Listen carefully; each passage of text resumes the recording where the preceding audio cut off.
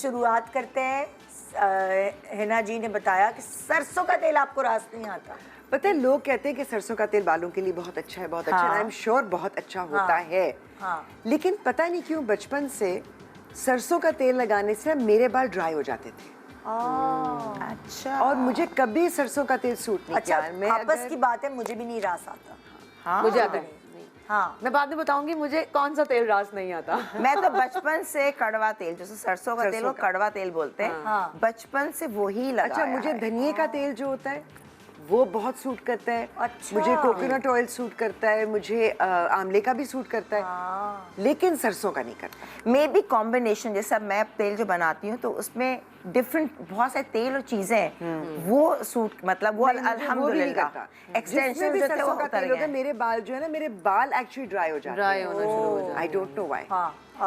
अच्छा, बहुत सारे लोग ना जो अपने ऊपर उनको जो चीजें सूट कर रही होती हैं ना, चाहे वो स्किन केयर की हैं, चाहे वो हेयर केयर की हैं, चाहे वो कोई दवाइयाँ हैं, चाहे वो मल्टी विटामिन्स हैं, कुछ भी हैं, जो अपने ऊपर सूट कर रहा होता है वो दूसरों को भी सजेस्ट करना शुरू कर देते हैं, जो कि नहीं करना चाहिए। बिकॉज जरूरी नहीं है कि आपका बॉडी टाइप या आपका स्किन टाइप अगले बंदे का भी हो, वो इम्यून सिस्टम अगले बंदे का भी वैसा हो। तो मेरे ख्याल में वो वाली चीज जो आपको सूट कर रही है वो दूसरे को सजेस्ट नहीं करनी चाहिए कभी। नहीं बोल सकते हैं कि आप देख ये मुझे मैं ये खा रही हूँ, आगे आप देख लें कुछ चीजें होती हैं। जैसे हम बहुत सारी चीजें अपने शो पे बताते हैं, ये बेसिकली हम इसीलिए बता रहे हैं कि जरूरी नहीं है जो हम बात कर रहे हैं वो आपको सूट करे।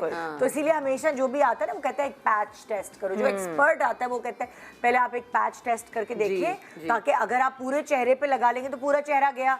पैच टेस्ट करेंगे तो आपको पता चल जाएगा ना भाई, इतने से ये बालों के पीछे चुप जाएगी, खुदा ना खास्ता कोई 19-20 भी स्किन पे हुई तो। तो इसीलिए, और स्पेशली जब आप हेयर कलर या हेयर कोई ट्रीटमेंट के लिए भी सैलून्स जाते हैं तो हमेशा मैंने नोट किया अच्छे सैलून्स आपके एक स्ट्रैंड लेके बालों का आपका पैच टेस्ट करते हैं। उसके बाद यानी कि मैं एक दफा अपनी नंद को लेकर गई एक सैलून पे, अच्छे सैलून पे, और मैंने कहा उसकी रिबॉन्डिंग कर दें। तो उसको बहुत शौक था कराने का, तो उसने पैच टेस्ट लिया। उसने कहा नहीं, इनके बालों की हेल्थ ऐसी नहीं है कि मैं रिबॉन्डिंग कर सकूं, पूरे बाल टूट जाएंगे। वो अच्छे वाले सैलून में चली गई होंगी ना, तो फिर मेरी नंद ने कराने थे, उसको बस कराने थे। उसने कहा नहीं ये क्या बात हुई कि नहीं हो सकते मेरे साथ। मुझे लगा वो कहीं और चली गई, दुखती रख पे हाथ रखा है। नहीं सब कहीं और चली गई। उसने अपने पूरे बालों की रिबॉन्डिंग कराई, उसके बाल जल क्रिंकी हो जाते हैं, यूं हो जाते हैं, यूं क्रिंकी। निदा, मुझे तो अल्लाह ताला ने दोबारा बाल दे दिए अल्हम्दुलिल्लाह। मैं तो ऑलमोस्ट गंजी हो गई थी रिबॉन्डिंग कराने के बाद, ऐसे बाल उतरे थे मेरे। और बहुत शौक से ना कि यार रोज मुझे आयरन करना होता है, तो चलो रिबॉन्डिंग करा लूंगी तो एक ही दफा आपको सुकून हो जाएगा अगले 4-5-6 महीने के लिए। मैं कहती हूँ वो 4-5 महीने मेरी इतने से बाल रह गए थे, बस मैं रो के बुरा हाल करती थी अपना।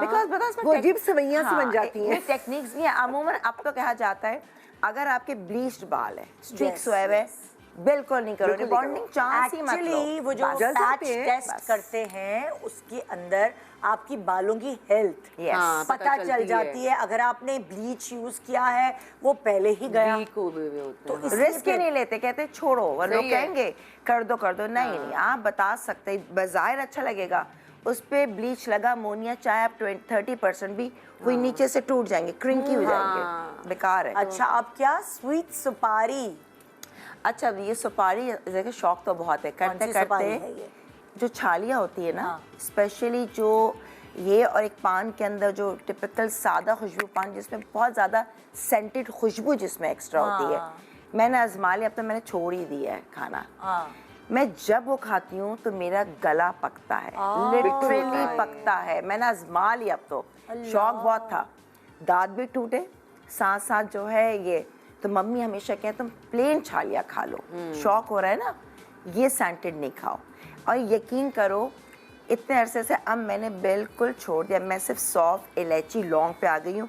छालिया को मैंने कभी होता है ना, मैं जब डाइटिंग कर रही थी तो उसका स्वीटनेस अंदर ना जाए, जब मैंने फर्स्ट टाइम, तो मैंने गलती से, पता नहीं जल्दी में थी, मैंने स्पिट किया सिंक के अंदर कुल्ली करके कि उसका रेशा मेरे अंदर ना आए। भूल गए, मैम चले गए। रात में जब मैं आई हूँ, जो आपका ग्लेज्ड सिंक होता है उसके अंदर वो छालिया का दाना स्टेन कर गया था। इतना मैंने साफ़ किया, वो नहीं साफ़ हुआ। यानी इतना रंग था उसमें, इतना केमिकल था कि वो पेनिट्रेट हुआ और फिर एक हफ्ते में जाके वो रंग हटाए।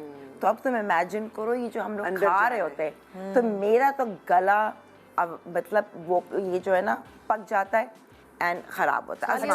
आप लोग हैरान होंगे, मुझे शहद रस नहीं आता। मैं शहद खाती हूँ, मेरा गला पक जाता है। Really? किसी भी किस्म का ऐसा हो कोई भी शहद हो।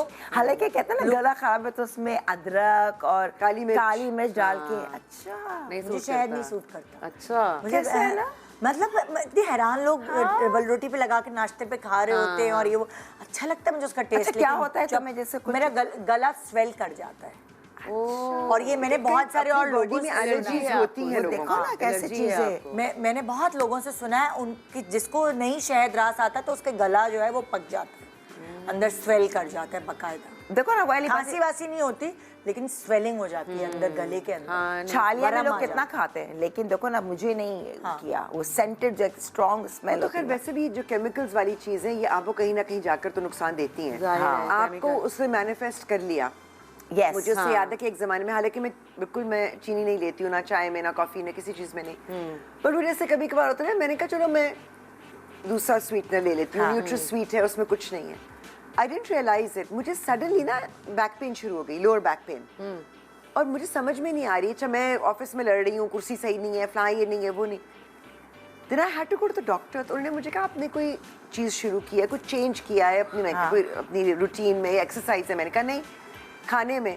मैंने कहा खाने में तो बल्कि मैं और कॉन्शियस हो गई हूँ कि मतलब I should be eating healthy. मैंने कहा मैं तो बल्कि जो भी थोड़ा बहुत किसी चीज़ में चीनी लेती थी वो भी मैंने छोड़ दिया। आई एम टेकिंग न्यूट्रिस। उन्होंने मुझे यूँ देखा, फौरन बंद कर दे। रियली? क्या बंद कर दे? एनी आर्टिफिशियल स्वीटनर फौरन बंद कर दे। मैंने कहा क्यों?